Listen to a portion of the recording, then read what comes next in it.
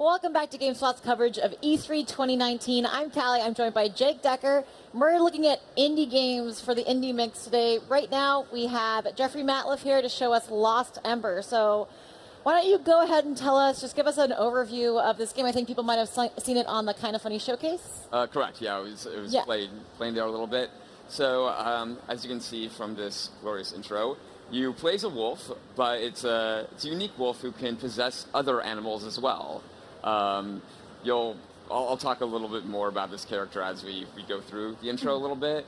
But you're on a journey with this glowing spirit or character. We don't really know a lot about him or what he wants. I don't really think he knows much about him or what he wants. But that's just how life is. Life is a journey of self-discovery. So. But he knows he wants to find the City of Light, and you'll see this in a second, so take it away. All right. So Jake's going to be playing. Jake, you were playing a little bit earlier, and there are some pretty cute animals. There's some very cute animals. Yes, there are. And each animal has its own kind of idle actions it can do. We saw one that could lie down when we were playing earlier. Can you tell us a little bit more about that? Yeah, so each animal has 2 or 3 different actions they can do that are generally don't have any real effect on gameplay. They're just cute. I mean, a big theme of this game is about the natural world. As you can see, there aren't any humans. You'll see some kind of echoes and replays of things that happen in human culture in a little bit, but for the most part, it's all just about the natural world. And I like that it captures just the humor of the natural world. There's no, overt jokes. It's just when, an animal rolls on its belly, that's just cute. And you laugh and smile, and it's great. So we wanted to just kind of capture that element of it. Yeah, I could really watch animals just doing whatever they want for a really long time. So I appreciate those little details. I love how it runs. So majestic. Oh yeah, I like the speed of the wolf. It's fast, but not too fast. And I like what they did with sight lines, that you feel like you're covering a lot of ground, without this feeling of just kind of seeing the same horizon for too long. Right. You'll see a little bit more of that in a bit as we get out of the caves. So, do you know about any inspirations for this game, or anything you could compare it to, just to give people an idea? Yeah. Okay. So, I'm not sure about the initial inspirations for the creative directors and all that, but if I had to, I can say that it's made by a team of 5 people in Hamburg, Germany, and this is their first game. They met in grad school, so they're still quite young, and they started this in grad school and decided to continue development. They had a Kickstarter a few years ago that did quite well. It made over 300K in euros, so probably close to... That's really impressive. So what's happening here is the wolf is discovering, in the world of Lost Ember, reincarnation is just a thing. And this wolf is discovering, here's where they meet their spirit buddy, that they used to be a human woman at some point, some undisclosed point in time, and that was their human form. Was now a skeleton form. And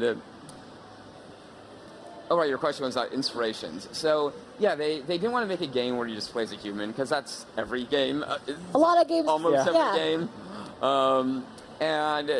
So they wanted to play as an animal, but they wanted to play as multiple animals. So a big thing about this character is, one of her main character traits is that she's a very empathetic person, wolf, entity, character. And to express that empathy, they wanted to show that she can see various perspectives, and that's why you can inhabit different animals. Because we're all together in this, and we're all part of this natural world. It's that, right, that it's whole all life is connected kind of thing. Yes. And so, a game that it kind of reminds me of, anyway, is that game Everything that came out about a year ago, where you could play as everything. Right. Granted, this was started before that came out, so I can't necessarily say that's an inspiration, but it's something that it reminds me of a little bit. Right, just as a point of comparison, like Yeah. something that allows you to take on different perspectives, see the world from maybe a different set of eyes throughout the game. So it reminds me of a little of that. Design-wise, it's probably closest to something like Journey. So there's no combat in the game. It's all, it's more narrative and, express. Yeah, right here you're learning how to communicate with your companion. Mm-hmm. Seems very like atmospheric. Yes, it's very atmospheric, and it's a linear in a general sense. Like there are chapters, but some of the chapters have quite open-ended spaces within them, and there's some collectibles you can find if you want to explore the full depth of each space. And if you just want to go straight through it, you can do that too. Right. Like either way is fine. So right here, you're about to learn how to possess other animals. So can you do that to pretty much any animal? Are there certain Yes. animals? Oh, okay. Yes, any animal that you find, you can possess. Does that include like an animal that can fly and that Yes. turns things on its head? Yeah, there's birds, there's fish, bison. There's all sorts of different, and you're about to see an animal that you can turn into. And this is the one I was talking about, the Yeah, this cutest one's thing I've very ever cute. seen. Oh, you haven't seen the So duck cute. yet. The duck is. I'm not sure if we'll have time to get to the duck. I hope we do, because the way that it just put her patters its little feet in the water is just the cutest thing. Oh. Of it. So one thing we couldn't figure out, we were just like absorbed by how cute these animals are, but what animal is this? I want to say a wombat. Look, he lies down! Oh, Honestly, when we were playing this earlier, like we spent a good It 5 rolls. minutes. Yeah, it rolls. the roll is The very rolling- good. Don't think it does anything. It just looks. It just looks great. And so here's one of the collectibles you can get is mushrooms. If They're so cute! Sorry, I can't handle it, actually. oh yeah, no, I love rolling as these guys. Don't worry, it did not glitch. It Okay. takes a second for Tutorial Yeah, this stuff. is one of my favorite parts. Some animals have completely pointless little things they can do, and I just love that it points that out. Is that like that? I like how he scratches the ground first before. All right, we'll keep rolling. No, Uh-oh. you can't. Don't hurt him. Oh. Oh. Thought it was another, like, you had to get across a ridge. Yeah, I know right. that one you can just walk around, but you can also eat berries if you want. He's nibbling. But, so, obviously, like, a game like this is going to have a lot of story. Would you say it's like an emotional game? The kind of thing that will, like, tug at yeah. your heartstrings a little bit? Yeah, I would say so. It's more. I'm trying to think how to describe without, getting too into the weeds about the story. But there's a lot of mystery to it, trying to understand what happened to this culture. And pretty soon you're going to get to a point where you can see, where you'll see the first flashback of a raid that happened. Dang, when I that was talking looks about gorgeous. sightlines earlier, like here's a great example. Yeah, of this stuff is like beautiful. Also, anytime you can turn back into a wolf, yeah, you can always go back in a wolf, which kind of move. Oh, yeah, There it is. Oh. Magic's- Which Yeah, seems a lot faster than whatever that adorable thing was. Yeah, the wolf is quite fast, so it's kind of your go-to. I like wolves. I think a lot of people do. They're just this great mix of they're fierce, but they're also very nurturing and compassionate and cute and. They have, like, all the best parts of a puppy, but also are predators. So one thing a subtle detail I really liked about this room, if you can call it a room, is that it draws your eye to the tree. So everyone goes right to the tree, and then you realize that actually the thing that you want to go to progress the story is this fire, but you don't feel like annoyed that you went to the tree because you have this great view of the tree, and I have this great view going down of this beautiful landscape right here. And I think that it does such a great job at kind of moment to moment keeping you engaged when you're really just kind of walking through it. So now, So now we're seeing the, like, memories of the past. So I imagine it's pretty tough to animate all these different animals. It's like basically there's a ton of main characters that you're playing as, correct? Correct. Yeah, I don't know how. Like, that's 5 no easy people feat. did that, but Yeah, they. 5 people just out of grad school were like, all right, we don't want to make a game where you play as a person. Instead, we'll make A game we can play as a ton of bunch animals. of animals. Yeah. Yeah, I mean, at least there's no like facial motion capture Sure, for yeah. like humans. I think that's kind of what. That's you when know. it gets especially tricky, maybe.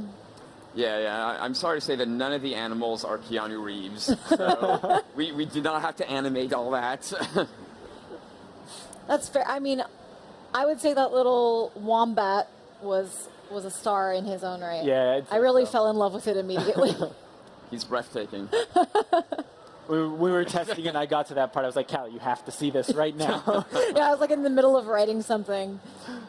Stop what you're doing. You have to see this animal. That's a good sign. You have to stop what you're doing. I like the color scheme here too. That like the game, it's all set in nature, but the colors are just really bright and vibrant. They go well together too. Just like the color theory of having the green mixed with the pinks just really stands out to me in a way that I really like. Right. Yeah, it just captures something of like just wanting to enjoy nature in its own right. And we're back to the most perfect animal in existence. And I don't know if we're going to have time for it. I hope you do. I think we're pretty close to parts where you can turn into a bird, and it's not all just, green forest and grass. There's, as you maybe saw in the trailer, there's kind of big canyons, there's deserts, there's underwater stuff, it's fish, there's all sorts of different environments that you're going to go through with these different animals. Oh, he goes fast. Yeah, I know. You get Oh yeah, that if you're going momentum, though. downhill, he can book it. So there's like different biomes that you can explore. Oh, in this world. totally. About how large, Oh. is it open-ended? Or can you spend a lot of time in this world? You can. I'd say we think that like a full playthrough for most people will probably take about 6 to 8 hours.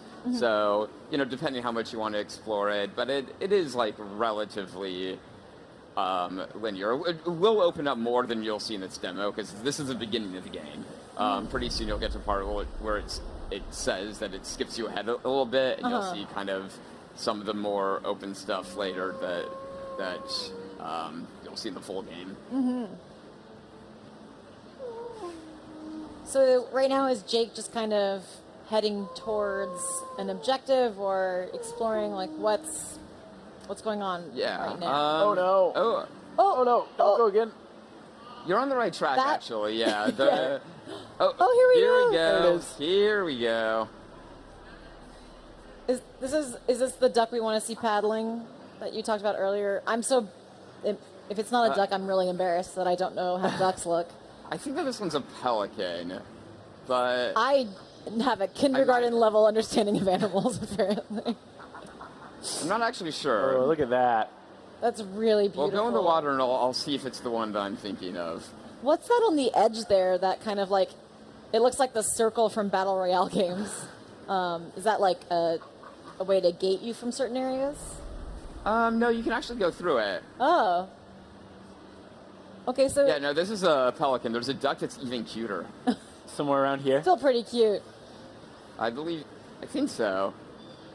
So we don't have a lot of time left, No. unfortunately, but I'm But really yeah, glad you we can got go to see through this. the pink stuff. It's Yeah. Oh, he just keeps on flying after you. Yeah. yeah. Let's take him again. But yeah, so like I said, we're running a little low on time. Is Oh. there anything else, like, really quickly that you want people to know about this game before we go? Can't really think of anything right. Maybe this is what I was thinking of. Maybe is there a way to move fast?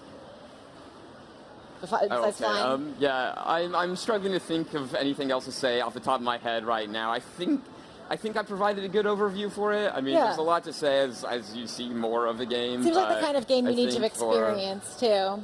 Yeah, but Yeah. I think I think you'll have a pretty good idea of the type of game it is, the type of experience that it will provide. I hope. And then about when will people be able to get their hands on it? So it's coming out July 19th. That's really soon. That's very It is soon. So, unless we end up hitting a little delay, but we're pretty sure it's July 19th. We've announced it. Here it's open. And maybe a Switch version a little later at some point? Yeah, the Switch version might be a little bit later, but PS4, Xbox One, and Steam all July 19th. Awesome. Well, thank you so much, Jeffrey. That was Lost Ember. We will be right back, though, with more indie games, so please don't go anywhere. We're just at the tail end of E3 2019. I hope everyone's having a great time. Stay tuned.